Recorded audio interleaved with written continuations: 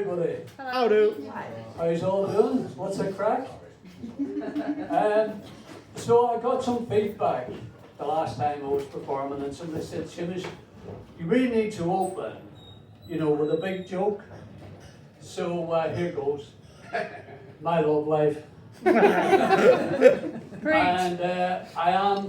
I am single again. So I am taking applications now if anybody would like to be my next ex. If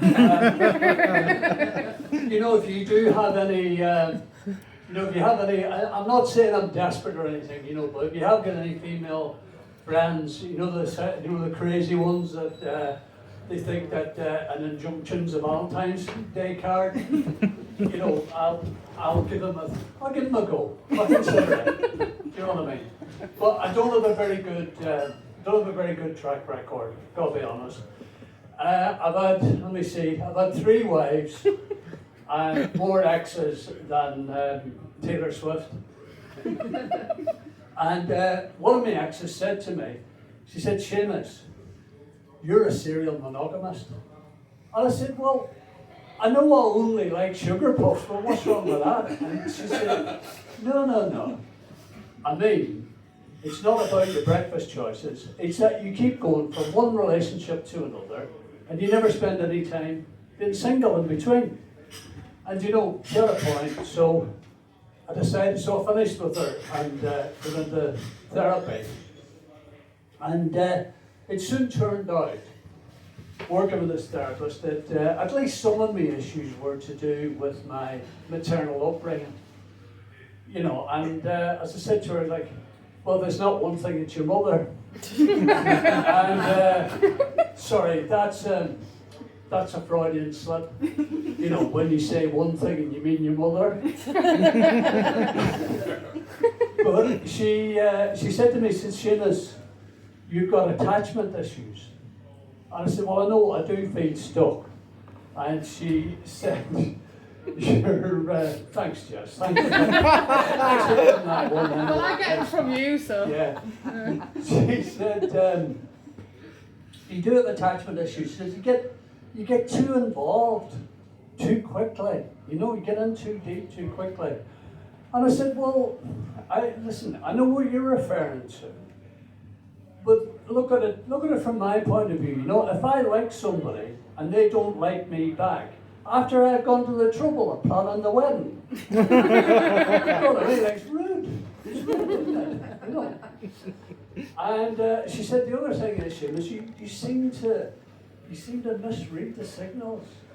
Do you know what I mean? You think every woman that you meet is coming on to you.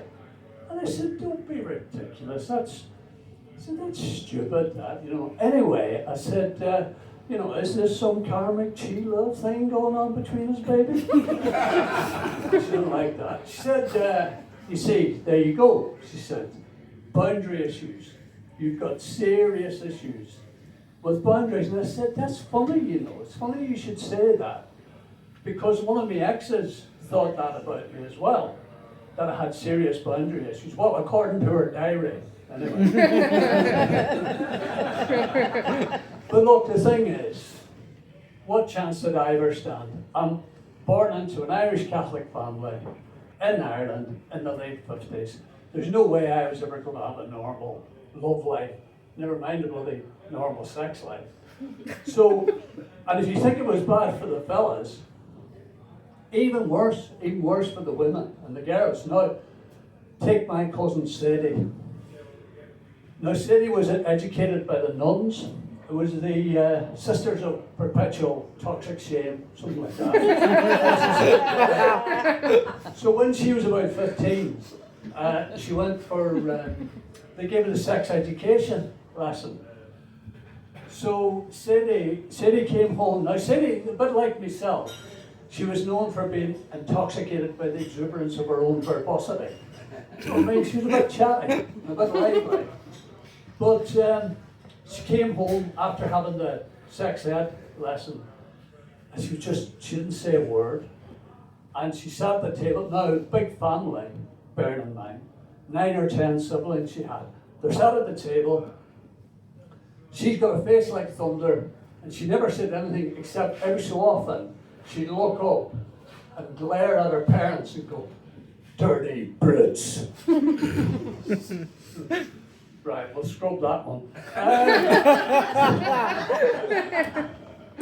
So then, for myself, my thing was when I got to an age to be interested in girls. In those days, the best place to meet girls was dance halls. So I remember the first time I ever asked a girl to dance. It was in the Stardust Ballroom in the heart of the Bogside in Derry, 1973. I was 16. I need to explain something about Irish dance halls at that time. Now, I don't know if it was like this over here, but all the girls and all the women, they'd be stood up one, or sat or stood along one wall, and then the blokes would all shuffle around the perimeter of the dance floor, trying to pluck up the courage to go and ask somebody to dance. It was like a sort of a pound shop march of the penguins around the perimeter of the dance floor. So this night I went to the Stardust and I thought, I'm fucking doing it tonight. I am gonna ask somebody to dance tonight. I had 3 pints of Smithwick's and a double vodka and orange on me. This is it, I'm doing it. So I'm there, I've already gone round twice and I've seen her. And she's gorgeous, absolutely gorgeous. This woman with long dark hair, and she had a look of Linda Carter. Do you remember Wonder Woman? Kids, you won't know what I'm talking about. But, and I thought, this is it. This is the woman of my dreams. Here we go. This is probably where it all started, actually. But anyway, it goes around, third time going round, and it breaks ranks, and it goes over to her, stand in front of her, and I'm all nervous and tongue-tied. I said, would you mind if, could we possibly, would it be all right? Would you like to dance? She sat there and she looked up at me, this vision of loneliness. And then she leaned forward and she said, "Ask me, pal, will you? I'm fucking sweating." And I think it was about 18 months before I ever asked anybody to dance again after that.